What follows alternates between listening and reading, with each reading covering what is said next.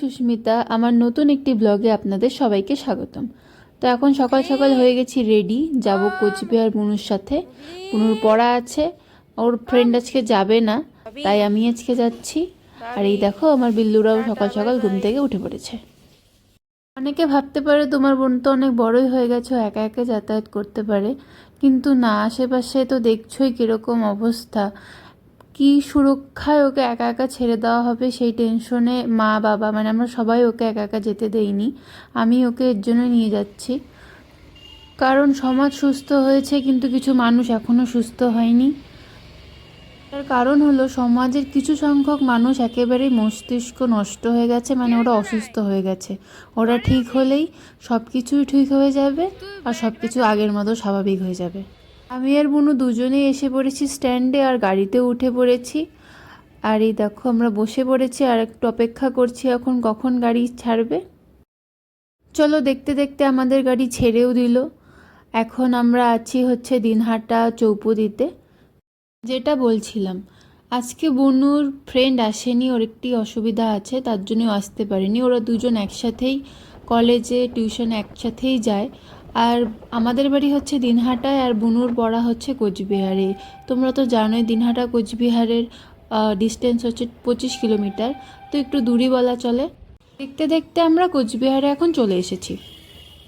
আমরা কোচবিহারে এসে নেমে পড়েছিলাম মরাপোড়া স্ট্যান্ডে, সেখান থেকে একটু দূরে বুনুর পড়া। তো এই দেখো বুনু এখন পড়তে চলে যাচ্ছে, আমি একটু পাশেই বসে থাকবো। আর এই দেখো যেখানে বসেছিলাম ওখানে একটি বিড়াল ছিল, ওকে এতবার ডাকলাম ও আমার কাছে আসলো না। আসবেই বা কেন, ও তো আমাকে চেনে না। আর দেখেছো আমি যেখানে গেছি এখানেও একটা বিল্লু থেকে চলে এসেছে। আর এই বিড়ালটাও খুব কিউট ছিল। বুনুর যেখানে পড়া সেখানে ওয়েট করার মতো কোনো জায়গা নেই, এর জন্য আমাকে বাধ্য হয়ে রাস্তাতেই বসে থাকতে হয়েছিল। আর এ নিয়ে একটু বুনু টেনশনেও ছিল যে মানুষের বাড়ির সামনে বসে আছি, কেউ কিছু বলবেই কি না। আর আমারও এই কথা শুনে একটু ভয়ই লাগছিল, কিন্তু আমি যেখানে বসেছিলাম এই বাড়ির থেকে কোনো কমপ্লেন করিনি বা বাড়ির লোকজন যাতায়াতও করছিল, আমায় কিছু বলেনি। চলো বুনুর পড়া শেষ হয়ে গেছে, এখন আমরা দুজন মিলে বেরিয়ে পড়লাম একটু ঘুরতে। দিন তো বুনু টিউশন সেরে বাড়ি চলে যায়, আমি আজকে এসেছি জন্য বুনু একটু ঘুরতে যাচ্ছে। আজকে একটু ঘোরার জন্যই আমরা এসেছিলাম, তার জন্যই মানে আমি এসেছি, না হলে তো বুনু একাই আসতো ওর বান্ধবীর সাথে পড়তে। আর এখন আমরা কোচবিহার মদনমোহন মন্দিরের সামন দিয়ে যাচ্ছি। আজকে মন্দিরে যাব বলে আসিনি, তাই আর মন্দিরে আসলাম না, অন্য একদিন মন্দিরে আসবো তো ভালোভাবে মন্দিরটি ঘুরবো। সকালে তো আমরা তাড়াহুড়ো করে বাড়ির থেকে বেরিয়েছিলাম, আর বাসে আসবো জন্য বুনুও কিছু খায়নি, তখন নিয়ে নিলাম কেক। আর এখানে দেখো রাজবাড়ির টিকিট কেটে ফেলেছি, এখানে পার হেড 25 টাকা করে নেয়। চলো টিকিট তো কাটা হয়ে গেল, এখন এগিয়ে যাই রাজবাড়ির দিকে। আর এখানে এসেই তো খুব ভালো লাগছে, কত সুন্দর, মানে কাশফুলগুলো ফুটেছে, এর থেকেই মানে কি বলতো পুজো পুজো একদম ভাব চলে এসেছে। আর আমি এখানে প্রথমেই চলে এসেছিলাম কাশবাগানে, আর তা বুনুকে বলছিলাম যে আমার একটু ভিডিও টিডিও করে দে। এই দেখো কেন কাশফুলটা নেও, গেল বছর তো ভালোই পড়েছিল, যে আজকে দেখো পুজোর আগে আগে কাশফুল পেয়ে গেছে বুনু, কি খুশি। ফটো তুলে দিই একটা, দাঁড়া। এই জিনিসগুলো কি তোমরা জানো? আমিও প্রথমে মানে বুঝতে পারছিলাম না এগুলো কি, তারপরে পা দিয়েই দেখি এগুলো লজ্জাপতি গাছ। এই কোচবিহারের বুকে কত বড় একটা বাড়ি দাঁড়িয়ে আছে না, মানে কত বড় বাড়ি, কত বড় এলাকা। মানে আমার তো বাড়িটার মানে যখনই সামনে আসি না আমার তো কি যে ভালো লাগে। এখন আমি আর বুনু দুজন মিলে চলে আসছি রাজবাড়িতে। আর এ দেখো বুনুর টিউশন আজকে শেষ হয়েছে, আর আমরা আজকে মূলত এখানে আছি বিরিয়ানি খেতে। আমাদের দিনহাটাতে আপাতত বিরিয়ানি পাওয়া যায় না, কিন্তু এখন তো অনেক সকাল, এখন তো বিরিয়ানি খাওয়া যাবে না, তার জন্য আমরা এখন কিছুক্ষণ এখানে বসে ওয়েট করছি, একটু ঘুরে টুরে তারপরে যাবো। তো এখনকার মতো টাটা। সেই সুন্দর লাগতেছে আগা, একটু ঘুর ঘোর। বুনুর একটু শরীরটা খারাপ, তার জন্যই বুনু অতটা কমফোর্ট ফিল করতে পারছিল না। তাছাড়াও এখানে প্রচণ্ড রৌদ্র ছিল, আমাদের হেঁটে যেতে একটু অসুবিধাই হচ্ছিল। এই বাড়িটার কথা যতই বলি ততই কম, এত যে সুন্দর দেখতে বাড়িটা, মানে কত সুন্দর তখনকার দিনে তৈরি করেছিল। আমরা এখন এগিয়ে যাচ্ছি রাজবাড়ির দিকে। এটা হচ্ছে সাইডের রাস্তা। রাজবাড়ির সামনেও একটি বড় রাস্তা আছে, ওদিক দিয়ে আমরা যাইনি কারণ ওদিকে না গাছপালা নেই, আরও গায়ে রোডটা বেশি লাগছিল। তো এই সাইডে তো একটু গাছপালা ছিল, তাই আমি আর বোন এদিক দিয়ে যাব মানে সিদ্ধান্ত নিলাম। আর এখন একটু গাছের নিচে দাঁড়িয়েছিলাম। আর এই জায়গাটাতে না মানে খুব ভালো লাগছিল, হাওয়াও লাগছিল, বাড়িটা দেখতেও সুন্দর লাগছিল, মানে সব মিলেই ভালো লাগছিল।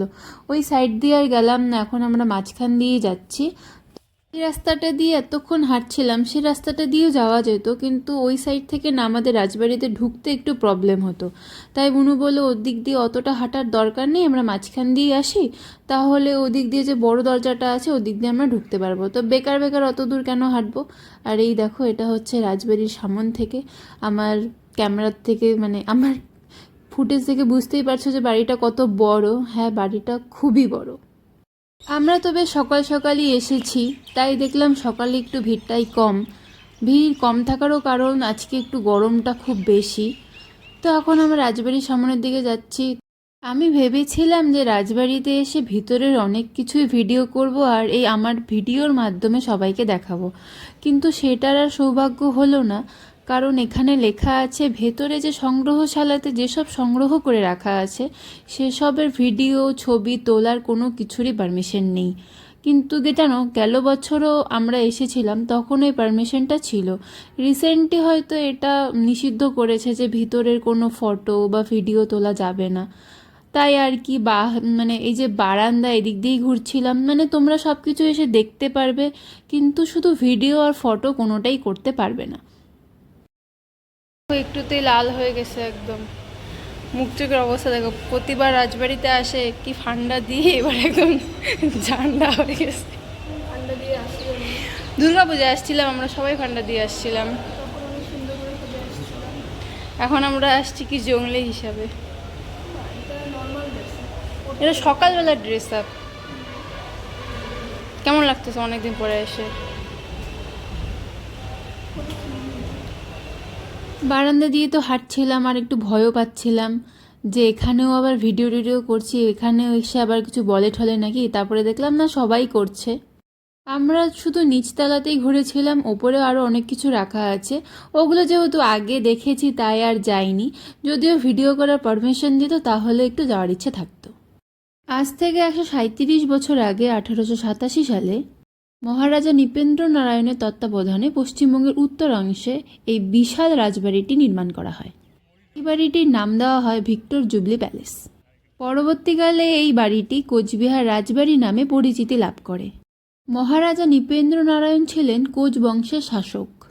এই কোচ বংশ প্রায় 500 বছর রাজত্ব করেছিল। আর আপনারা জানলে অবাক হবেন, গোটা ভারতবর্ষ যখন ব্রিটিশদের অধীনে ছিল তখন এই কোচবিহার রাজ্যটি একটি স্বাধীন রাজ্য ছিল। এই কোচবিহার রাজবাড়িটির ভাস্কর্য অন্যান্য রাজবাড়ি থেকে আলাদা। আর মহারাজা নৃপেন্দ্র নারায়ণ ছিলেন পাশ্চাত্য শিল্পের অনুরাগী। ব্রিটিশদের সাথে মহারাজের সুসম্পর্ক থাকায় তিনি এই প্রাসাদটির নির্মাণ ইংল্যান্ডের বাকিংহাম প্যালেসের আদলে তৈরি করেছিলেন। দোতলায় রাজবাড়িটি প্রায় 51,000 বর্গফুট এলাকা জুড়ে বিস্তৃত। বাড়িটির উচ্চতা প্রায় 395 ফুট এবং দৈর্ঘ্যে প্রায় 296 ফুট। এই রাজবাড়িটি বর্তমানে ভারতীয় আর্কিওলজিক্যাল সার্ভের অধীনে রয়েছে। চলো, অনেক কথাই তো শেয়ার করলাম রাজবাড়ির ব্যাপারে, কিন্তু রাজবাড়ির যত কথা বলবো ততই কম। আরও অনেক অজানা ইতিহাস আছে, সেগুলো হয়তো আমি সঠিকভাবে জানি না। তোমরা এই রাজবাড়ি মানে কোচবিহার রাজবাড়ি নিয়ে ইউটিউবে বা গুগলে যেখানেই সার্চ করবে সেখানেই রাজবাড়ি সম্বন্ধে সমস্ত আর্টিকেল পেয়ে যাবে, মানে সব কিছুই জানতে পারবে। আমারও অনেক কিছু আছে অজানা এই রাজবাড়ি সম্বন্ধে, যতটুকু জানি আমি তোমাদের সাথে শেয়ার করলাম। আর কি বলবো, রাজবাড়ি তো বারংবার বলেই আসছে যে এত সুন্দর, কিছু বলারই ভাষা থাকে না। বুনুকে অসংখ্য ধন্যবাদ আমাকে ভিডিওগুলো করে দেওয়ার জন্য। আর দেখো বেচারি হইতেছে গরমে লাল হয়ে গেছে এই রোদ্রুতে। তো কেমন লাগতেছে আমার ভিডিও করে দিয়ে? ভালো ভালো, তোর একটা করে দেই। কিছুক্ষণ আগে তো প্রচণ্ড রৌদ্র ছিল, এখন দেখো আকাশ একদমই মেঘলা, মনে হচ্ছে বৃষ্টি হবে। তো এখন আমরা বেরিয়ে যাচ্ছি রাজবাড়ি থেকে। তো আবার চলে আসলাম এই হচ্ছে কাশবাগানে, যেটা খুবই ভালো লাগছিল। দুর্গাপূজার আগে কাশবাগানে চলে আসছি এই রাজবাড়িতে ঘুরতে আসার জন্য। চলো আজকের মতো এখানেই টাটা, মানে রাজবাড়ি ঘোরা, এরপরে আমরা কি করি দেখা হবে। Tata, by.